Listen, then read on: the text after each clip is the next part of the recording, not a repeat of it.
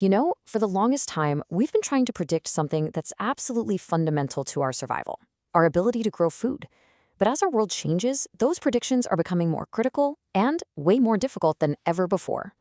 And that right there, that's the central question, isn't it? The stakes just couldn't be higher.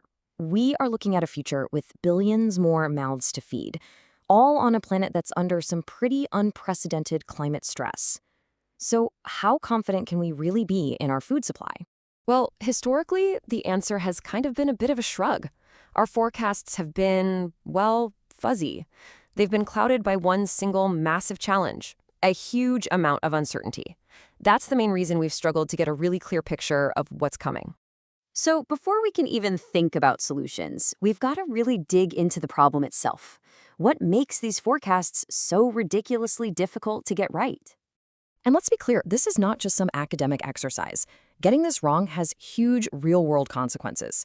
When you have unexpected shortages, you can trigger these massive food price spikes, which have actually been linked to major political instability. Yeah, this is about global security, plain and simple. Okay, so to get a clearer forecast, we first have to unpack what this word uncertainty even means in this context. Because, spoiler alert, it's not just one big blob of we don't know. It's actually like a three-layer cake of unknowns. First, we have no idea which emissions path humanity is going to choose. That's a huge societal variable. Second, even if we knew the emissions, different climate models give us a whole range of outcomes for how the planet will respond. And third, and this is the part that's often been kind of swept under the rug, we're also really uncertain about how the crops themselves will react to those new climate conditions. So, how have we traditionally tried to model all this? Well, the old approach was basically one size fits all. It assumes the same error margin everywhere and just mushed all those different sources of uncertainty together into one blurry number. The new approach, though, is custom tailored. It gets that every country is different, and this is the really crucial part, it can actually pull apart and measure each of those three layers of uncertainty all on its own. And this is where the hero of our story comes in, a new modeling framework called HBMAR-X. I know, it's a bit of a mouthful, but trust me, what this thing does is a total game changer. So what gives this new model its superpowers? Well, it's a Bayesian hierarchical model, which is just a fancy way of saying it's smart enough to learn from global patterns while still respecting that local conditions matter. It understands that the risks to wheat in drought-prone Australia are completely different from the risks in France. And instead of giving you just one number, it gives you a full spectrum of possible outcomes, a full picture of risk, and it tells you exactly where the uncertainty is coming from. Okay, so we've got this new, smarter tool. Big deal, right? The real question is, what does this clearer picture of risk actually look like when we put it into action? Just look at this chart. It shows the difference perfectly. We're looking at wheat yields in Australia, a place that's famous for its climate volatility. See that wide blue band? That's the new model's prediction. Look how it expands and contracts, perfectly capturing those massive real-world swings like what happens during a severe drought.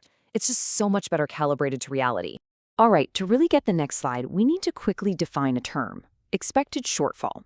Just think of it as a worst-case scenario gauge. It doesn't just tell you a bad year is possible. It answers a much more useful question. Okay, if we have a really bad year, say one of the worst 1% of all possible outcomes, how bad on average are we expecting it to be? And here you can see that very idea applied to the entire globe. That solid blue line is tracking our worst case scenario risk. See how it dips sharply? It's responding to real global production shocks, like that big one around 2003.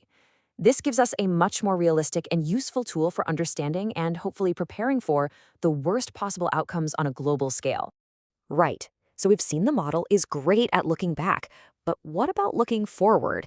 Let's use it to forecast our food future, all the way out to the end of the century.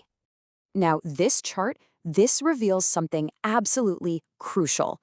The darker bands there in the middle, that's the uncertainty coming just from the climate models. But the lighter bands on the outside, that's the total uncertainty. That huge gap between them is the hidden risk we've been missing. It's all the uncertainty coming from the crop models themselves. It shows we've been seriously underappreciating how much of the fuzziness was coming from our own tools. And this all points to one core insight from the research. As the climate warms, our food future doesn't just get worse on average, it gets wildly less predictable. Okay, This next chart is really the big one. It pulls everything we've talked about together. As CO2 in the atmosphere increases from left to right, just watch what happens. The black line, that's our average production gain. It trends down. The gray band, our total uncertainty, gets wider and wider, and the blue line, our worst-case scenario, it just drops off a cliff. The takeaway couldn't be clearer. Higher emissions mean lower gains, way more uncertainty, and much, much more severe bad years. 36%. Yeah. That's how much our global population is projected to increase by the end of the century. Just let that sink in for a second.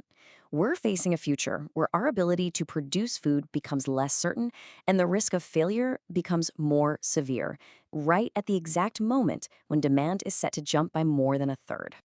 And that, right there, leaves us with the ultimate question. We now have these amazing tools that can show us the risk with incredible clarity. The challenge is no longer just predicting it, it's preparing for it. How do we build a food system that's resilient enough for a future that isn't just warmer but is fundamentally and maybe frighteningly more uncertain?